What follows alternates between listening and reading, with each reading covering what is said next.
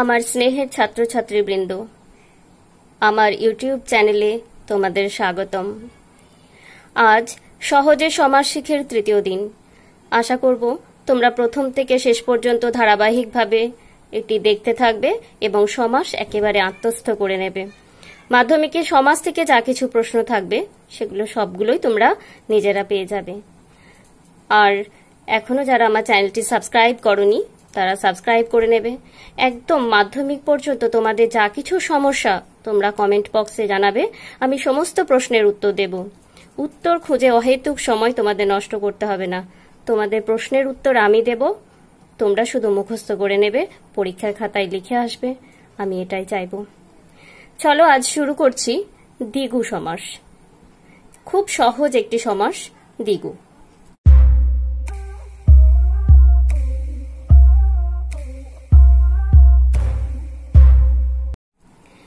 দেখো, প্রথমেই আমরা জেনে নেব দ্বিগু সমাস কাকে বলে।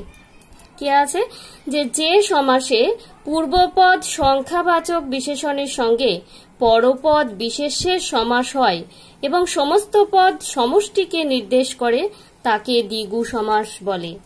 তাহলে যে পূর্বপদ সেটি হবে সংখ্যাবাচক বিশেষণ, প্রথমে একটি সংখ্যা থাকবে, পরপদ বিশেষ্য হবে এবং সমস্ত পদটা একটা সমষ্টিকে নির্দেশ করবে এবং সমস্ত পদ যেটা হবে সেটাও হবে বিশেষ্য পদ, তাকেই আমরা বলবো দ্বিগু সমাস। যেমন দেখো, খুব সোজা একটা সমাস উদাহরণ দিচ্ছি আমি, যথা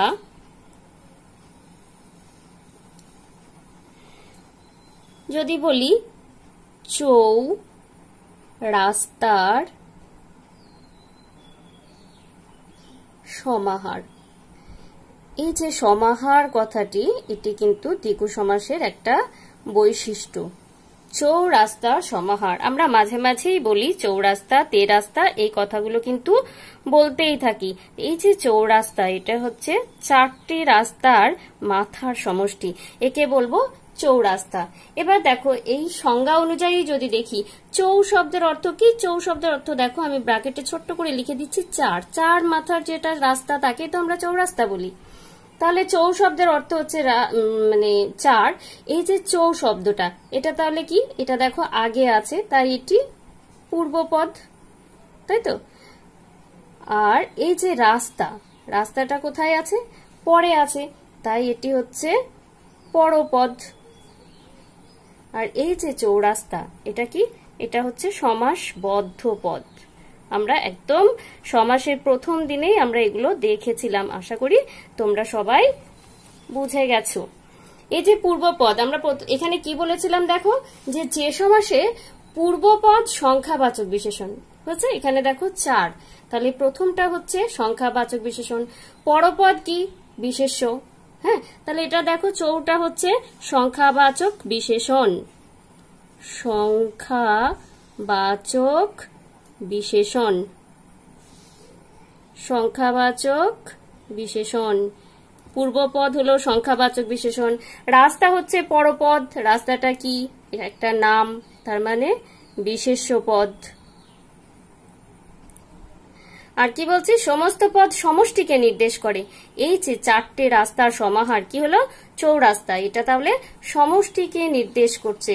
এটা তাহলে এই যে সমাসবদ্ধ পদটা, এটা হচ্ছে সমষ্টি নির্দেশ করছে, এটা হচ্ছে সমষ্টি মানে একসঙ্গে, সমষ্টি মানে যোগ, চারটি রাস্তার সমাহার যোগ করলে এটা হচ্ছে সমষ্টি।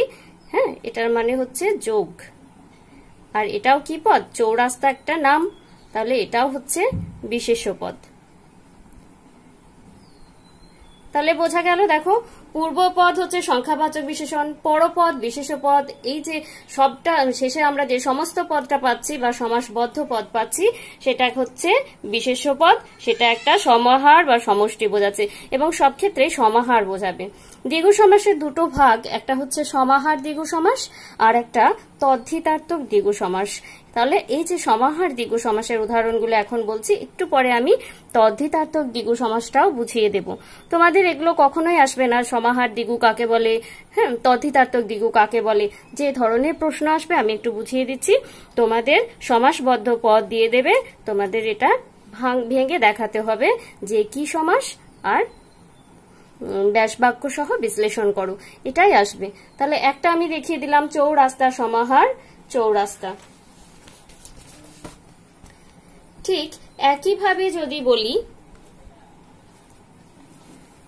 দেখো আরেকটা আমি লিখে দিচ্ছি যে সপ্ত অহের সমাহার। ঠিক আছে, কি হবে দেখো, আমরা কিন্তু বলি সপ্তাহ, এই কথাটা আমাদের সবাই ব্যবহার করি। তাহলে দেখো সপ্ত শব্দের অর্থ হচ্ছে, আমি লিখে দিচ্ছি দেখো ব্র্যাকেটে, সপ্ত মানে 7, তোমরা সবাই জানো 7 সমুদ্র, হ্যাঁ, সপ্ত নদীর পার, এরকম কথা আমরা বলি। আর অহ শব্দের অর্থ হচ্ছে দিন।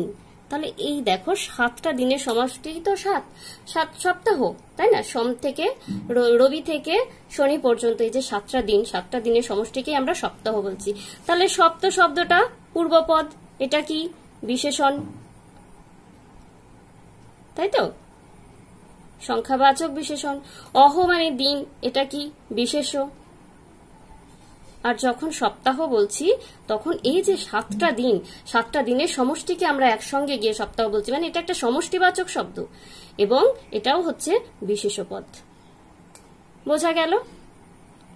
তাহলে দ্বিগু সমাস দেখো একেবারে পরিচয় মানে পরিষ্কার, বিশেষণের সঙ্গে বিশেষ্য যোগ হবে, শেষে গিয়ে আমরা সমষ্টিবাচক শব্দ পাবো এবং সেটাও হবে বিশেষ্য পদ, এবং শেষে কি থাকবে, সমাহার শব্দটি থাকবে। এখানটা ভাঙলেই দেখতে পাবে এখানে কি আছে, প্রথমে সপ্ত, তারপরে আছে অহ, সপ্ত যুক্ত অহ সমান সপ্তাহ, তার মানে 7টি অহের সমাহার বা সপ্ত অহের সমাহার। ঠিক একইভাবে যদি বলি, দেখো শত অব্দের সমাহার, কি হবে, হ্যাঁ একেবারে ঠিক ধরেছ, শত অব্দের সমাহার হবে শতাব্দী। শত অব্দের সমাহার সমান শতাব্দী। আমি এভাবে আর ভেঙে ভেঙে দেখাচ্ছি না, তোমরা সবাই ভীষণ বুদ্ধিমান, বুঝতেই পারবে। শত অব্দের সমাহার শতাব্দী। ঠিক একইভাবে দেখো নবরত্নের সমাহার, কি হবে, একদম ঠিক, নবরত্নের সমাহার নবরত্ন। ঠিক আছে, এভাবে যত আসবে, প্রথমে যদি দেখো সংখ্যাবাচক শব্দ, তাহলে মোটামুটি ধরে নেবে। সংখ্যাবাচকের আরেকটা আছে, আমি পরে বলে দেব। এখন এটা বুঝে রাখো যে শতাব্দী, এটা যদি বিশেষ্য পদ হয় তাহলে হবে দ্বিগু সমাস। হ্যাঁ, আর একটা আছে যেটা বহুব্রীহি সমাস, সংখ্যাবাচক বহুব্রীহি আছে যেটা, সেটা হচ্ছে বিশেষণ পদ হবে। এখানে আমরা দেখছি সবগুলোই বিশেষ্য পদ। এই শেষটা যদি বিশেষ্য পদ থাকে এবং প্রথমে যদি আমরা সংখ্যাবাচক শব্দ পাই তাহলে সেটা হবে দ্বিগু সমাস। ঠিক আছে, এরকম ভাবে তোমরা এবার নিজেরাই করতে পারবে। দেখো চলতি কথায় আমরা যেগুলো ব্যবহার করি, 5 রকমের ফোড়ন থাকে, দোকান থেকে আমরা যেটা 5 ফোড়ন কিনে আনি, সেখানে 5 রকমের ফোড়ন থাকে, মানে 5 রকমের মশলা সমষ্টি, সেটা হচ্ছে 5 ফোড়ন। ঠিক আছে, একটু আগে আমি বলেছিলাম দেখো যে দ্বিগু সমাসকে 2 ভাগে ভাগ করা যায়। একটু লিখে দিয়ে, এগুলো আসবে না, একটু জেনে রাখো শুধু। দ্বিগু সমাসকে 2 ভাগে ভাগ করা যায়, 2 ভাগে ভাগ করা যায়, একটু শুধু জেনে রাখো, 2 ভাগে ভাগ করা যায়। ঠিক আছে, 1 নাম্বার হচ্ছে সমাহার দ্বিগু, এই যে সমষ্টি, সমষ্টি বোঝাবে, সেটা হচ্ছে সমাহার দ্বিগু। আর 2 নাম্বার হচ্ছে তদ্ধিতার্থক দ্বিগু, ত দয়ে ধয়ে হর্ষি তয়ে আকার থয়ে রেফ ক, তদ্ধিতার্থক দ্বিগু। ঠিক আছে, এই যে তদ্ধিতার্থক দ্বিগুর উদাহরণটা দেখো, তদ্ধিত প্রত্যয় থেকে যে শব্দগুলোর উৎপন্ন হচ্ছে তাদেরকে আমরা বলবো তদ্ধিতার্থক দ্বিগু। যেমন খুব সুন্দর উদাহরণ পাবো, দেখো দ্বিগু শব্দটাই কিন্তু তদ্ধিতার্থক দ্বিগুর একটা উদাহরণ। হ্যাঁ, এই যে দেখো আমি দ্বিগু সমাস, এটাকে যদি আমি বিশ্লেষণ করি, দয়ে বয়ে হর্ষি দি, দি মানে কি 2, তাই না? আর এই যে গু, এই শব্দটার অর্থ হচ্ছে গরু। ঠিক আছে, তাহলে দ্বিগু শব্দটার অর্থ হচ্ছে 2টি গরু। তার মানে এটাকে যদি আমি ভাঙি তাহলে দেখো কি হবে, 2টি গরুর মূল্যে কৃত, দুটি গরুর মূল্যে কৃত। অনেক আগে আমরা কিন্তু জানি যে প্রাচীনকালে টাকা পয়সা ছিল না, তখন গরু কড়ি এগুলো ছিল বিনিময় মাধ্যম, এগুলো দিয়ে বিনিময় করা হতো। হ্যাঁ, গরুর বিনিময়ে জিনিস কেনা হতো। তাহলে এই যে দুটি গরুর মূল্যে কৃত, একে আমরা বলবো দ্বিগু। ঠিক আছে, তাহলে দ্বিগু সমাসটাই কিন্তু তদ্ধিতার্থক দ্বিগুর একটি উদাহরণ। এরকম ভাবে দেখো, যেমন গরু দিয়ে কেনা বেচা করা হতো, অনেক আগে কড়ি দিয়েও কেনা বেচা করা হতো। ঠিক আছে, তাহলে দেখো আর একটা উদাহরণ দিচ্ছি। আমরা এরকম নাম শুনে থাকি, 5 কড়ি, 5 কড়ি, 7 কড়ি, এরকম নাম আশা করি তোমরা সবাই শুনেছো। তাহলে 5 কড়ির মূল্যে কৃত, এটা হচ্ছে 5 কড়ি, 5 কড়ি। এখন আর কড়ির বিনিময়ে কেনাকাটা করা হয় না, কিন্তু একটা সময় হতো। দেখো অনেক সময় আগেকার দিনে এত চিকিৎসা ব্যবস্থার তো উন্নতি ছিল না, তখন কি হতো, অনেক সন্তান মারা যেত। তাই একটা সন্তান মারা যাওয়ার পর যখন অন্য সন্তান জন্মগ্রহণ করত, তখন তাকে কেউ কড়ি দিয়ে কিনে নিত। ঠিক আছে, যেমন এই প্রসঙ্গে আমি বলে রাখি, দেখো আমরা খুব ওয়াকিবহাল একটা নামের সঙ্গে ক্ষুদিরাম, তাই না? কেন ক্ষুদিরামের নামকরণ এরকম হয়েছিল, যে শহীদ যে ক্ষুদিরাম, সেই ক্ষুদিরামের আগে অনেকগুলো সন্তান ওর মায়ের মারা গেছিল। এই কারণে ক্ষুদিরামের দিদি এক মুঠো খুদ দিয়ে ধাইমার কাছ থেকে ক্ষুদিরামকে কিনে নিয়েছিলেন। সেজন্যই ওনার নাম ক্ষুদিরাম, যিনি আমাদের স্বাধীনতা সংগ্রামী। ঠিক আছে, তাহলে তখন তাকে খুদ দিয়ে কেনা হয়েছিল, তাই এখানে কড়ি দিয়ে কেনা হচ্ছে। 5 কড়ির মূল্যে কৃত 5 কড়ি। ঠিক একইভাবে তুমি উদাহরণ হিসাবে আরো নিতে পারো, 1 কড়ির মূল্যে কৃত 1 কড়ি। এগুলো আর কিছু নাই, এরকম 1 কড়ি, 5 কড়ি, 7 কড়ি, হ্যাঁ, সেরকম যা আছে তাই। তাহলে এখানেই কিন্তু দ্বিগু সমাসের শেষ, আর দ্বিগু সমাস কিচ্ছু নেই, একেবারে সোজা। দেখো বুঝতে পারলে কিনা, তোমাদেরকে বলেছিলাম যে সমাসগুলো একেবারে বুঝে যাবে, তাহলে কোনো কিছুই কিন্তু আমাদের কঠিন মনে হলো না। যখন ভাঙতে দেবে তখন দেখে নেব প্রথমে সংখ্যাবাচক আছে, তাহলেই আর সংখ্যাবাচক প্লাস এটা যদি বিশেষ্য পদ হয় যেটা দিচ্ছে, তাহলে সেটাকে আমরা ভাঙবো শত অব্দের শেষে শুধু সমাহার থাকবে, তাহলে সেটা হবে দ্বিগু সমাস।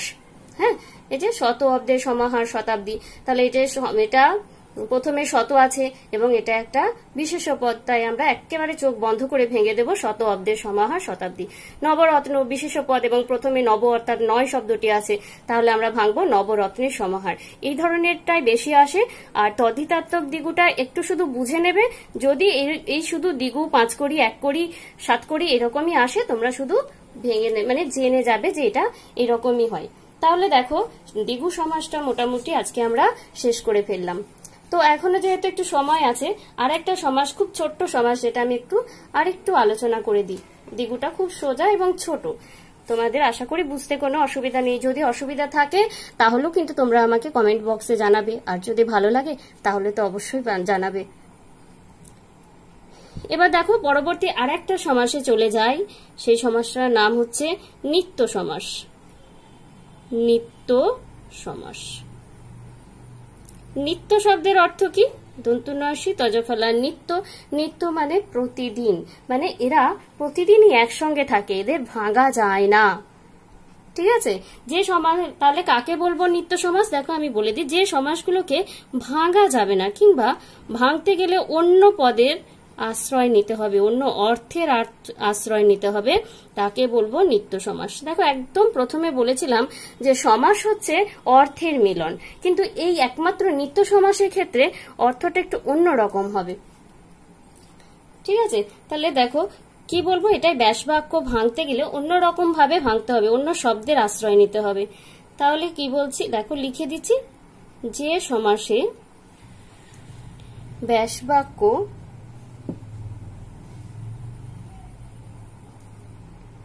হয় না, যে সমাসে ব্যাস বাক্য হয় না, অথবা, আচ্ছা সমাসের, যে সমাসের ব্যাস বাক্য হয় না অথবা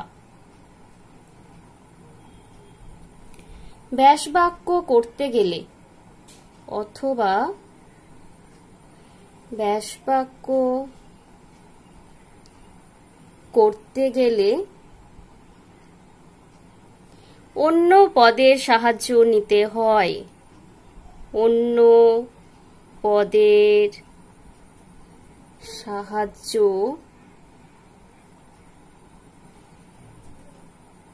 গ্রহণ করতে হয়। গ্রহণ করতে